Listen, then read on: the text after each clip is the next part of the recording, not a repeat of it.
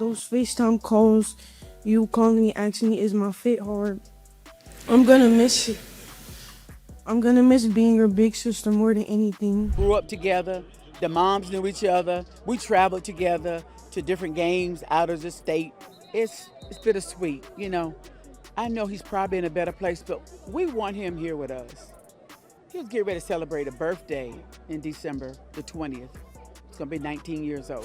So, on October 8th, 2025, at approximately 7:22 p.m., officers with the Fayetteville Police Department were dispatched to the 2700 block of Rosehill Road for a report of a single motor vehicle crash. Allegation is they were racing a willful speed competition on the roadway out at Rosehill Road. Two sisters allegedly speed raced down Rosehill Road when one of the cars, a Honda Civic, ran off the road, colliding with a utility pole before continuing down the sidewalk where it hit a tree, unaliving 3 high school boys on the spot. Apparently, Dymond Monroe and her sister Destini Genwright were on their way to their younger brother's 18th birthday party with several E.E. Smith football players riding with them, and Dymond's Honda Civic ran off the road and crashed, unaliving 3 teen passengers. 18-year-old Jai Hyon Elliott, 17-year-old Nicholas Williams, and 17-year-old Trevor Merritt. While the 3 boys unfortunately lost their lives, Dymond was airlifted to the hospital with serious injuries. Now, if we go back to 2 weeks ago today,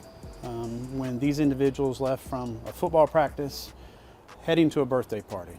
Both joyful times. They had a football game coming up later that week, senior night, things like that were coming up, and in a moment, 3 lives were lost. Now, this incident left people questioning whether the sisters should be held fully accountable, especially after Destini's court appearance, which left viewers saying that she looked like she didn't care, or whether some grace and sympathy should be extended to them because it was just an accident. But let's go through the details, and you will be the judge of that. So when this incident happened, there was no clear information, and people were making all sorts of assumptions online, until the sisters' mom went online to clarify a few things. She said that the boys involved in the crash were her son Devin's friend, and they wanted to surprise Devin for his birthday. She wrote on Facebook, all they wanted to do was surprise their best friend on his 18th birthday. Please pray for Devin as well. He will never celebrate his birthday again. However, authorities also revealed that this was not just an accident. The sisters were allegedly having a street race, and both of them were driving at dangerously high speeds. Dymond's car was going 92 miles per hour, and Destini's car was going at 72 miles per hour, while the speed limit in that area is 45 miles per hour. But in the 911 call, Destini told police that her sister passed her and that something happened to the passenger side tire just before the crash, and she denied that they were racing. While the 2 sisters are facing serious charges, and Destini Genwright, who turned herself in, appeared in court for a brief hearing to be formally advised of the charges against her, which are 4 misdemeanors related to racing, speeding, reckless driving, and an insurance violation. She was released on a $10,000 unsecured bond. On the other hand, her sister, who remains hospitalized in critical condition, is also facing 4 misdemeanor charges, along with 3 felony counts of involuntary manslaughter, but she has not yet had a court date set. The mother, Kenesha Lewis, also revealed the older daughter suffered from a broken neck, spine, wrist, tibia, femur, and pelvis. Of course, there has been an outpouring of grief and calls for accountability, with the district attorney even noting that even though there is sympathy, there also has to be accountability. In addition, members of that Fayetteville community have been really vocal about this, saying that the stretch of Rosehill Road is not a place where you should ever be speeding, let alone hitting 90 miles per hour. They have said over and over that everyone around there knows the area. It's got tight curves, busy intersections, and spots where visibility drops fast, especially at night. And people who live nearby mentioned that even going just a little over the limit can get risky because the road narrows in parts, and there are side streets, driveways, and pedestrians. So when news broke that the cars were reportedly flying down that road at nearly double the speed limit, the shock turned to frustration. A lot of residents said they weren't surprised something terrible happened at that particular stretch, just heartbroken that it had to be these kids. Many have even commented that Rosehill has seen its share of close calls and accidents, and everyone knows it's not a racing road. It also doesn't help that Dymond also allegedly faced other traffic violations in the town, including a speeding ticket for going 55 miles per hour in a 35 mile per hour zone, and she was scheduled to appear in court the day after the crash after allegedly missing previous court dates. Records also show she was cited by Fayetteville Police on June 12, 2025 for driving with an expired registration plate, and she missed 2 court appearances for that case as well, July 21 25th and August 21st, 2025, both before the fatal incident. So, again, people have been saying that she needs to face the full consequence of her actions given the circumstances. But then again, we also have people who have said that maybe people should extend some grace and sympathy to the sisters. I mean, Dymond Monroe wasn't just any young woman. She actually served in the military. Last year, she even posted about celebrating Veterans Day, proud of the uniform and proud of what she'd accomplished. She served in the Army from June 2023 to January 2025 as a Signal Operations Support Specialist at Fort Riley in Kansas and was discharged as a private first class. And then earlier this year, in February, she welcomed a baby. A whole new chapter of her life had just begun. Motherhood, healing, maybe even peace after service. And then just months later, everything changed. One October night, a drive meant to celebrate her younger brother's birthday ended in tragedy. 3 young lives gone, Dymond herself critically injured, her sister facing charges, and a whole community left grieving. Just think about that. One moment she's celebrating being a veteran, a new mom, full of life and plans, and the next, she's fighting for her life in a hospital bed and also facing very serious charges. This is why some people are saying that as much as people are angry or disappointed, it's also heartbreaking on a human level. Because before the mistake, before the crash, Dymond was a mom, a sister, a soldier, and someone who had already given a lot. But now her life is forever tied to this unimaginable tragedy. And then there's Destini Genwright, Dymond's younger sister, who had just graduated recently. And she wasn't out here doing nothing. She actually started her business and owns her own salon. A young woman running a business, building a name for herself, probably helping other young women feel confident and beautiful. She had dreams, hustle, and that boss girl energy that so many people her age look up to. And then, just like her sister, in just